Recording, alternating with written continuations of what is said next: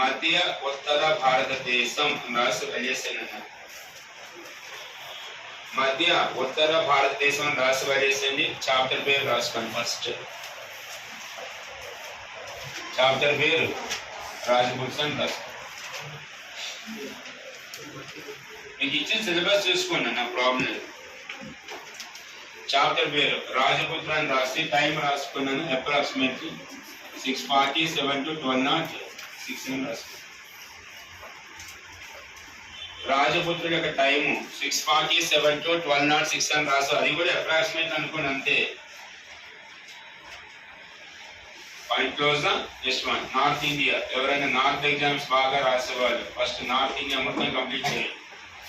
రాజపుత్రులు, Delhi సుల్తాన్లు, Mughals, Shivaji, 10 మంది సిక్కు గురువులు, north మీద బాగా ఫోకస్ చేయండి. సెంట్రల్ గవర్నమెంట్ ఎగ్జామ్స్ రాసేవాళ్ళు ముందు నార్త్ కంప్లీట్ చేసుకోండి.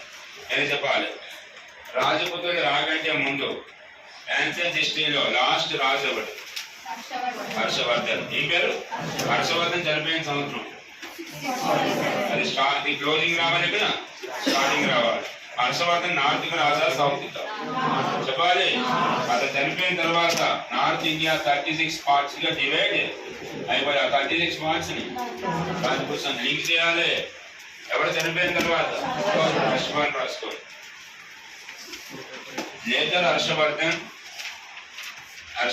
చనిపోయిన తర్వాత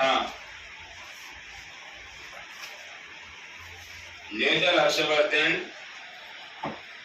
నార్త్ ఇండియా డివైడెడ్. ఉత్తర భారతదేశము 36 భాగాలుగా విడిపోతుంది.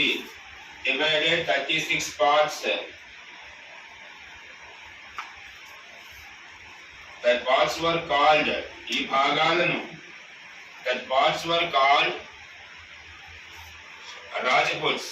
ఆ భాగాలను రాజపుత్రులు అంటారు. That parts were called రాజపుత్స్. ఆ పాయింట్ బిఫోర్ దానికి లింక్ వచ్చిందంటే ఇప్పుడు రాజపుత్ర రాజ్యాలు ఎన్ని? 36. రాజపుత్ర టైం ఏంటి? 6:47 106. రాజపుత్రులు అనేవాళ్ళు ఏ క్యాస్ట్ లేదా ఏ రిలీజన్ అంటే హిందూ. ఏ రిలీజన్? ఆ పదానికి ఏ పదం వాడుతున్నారు మీరు? వన్ రాసుకోండి.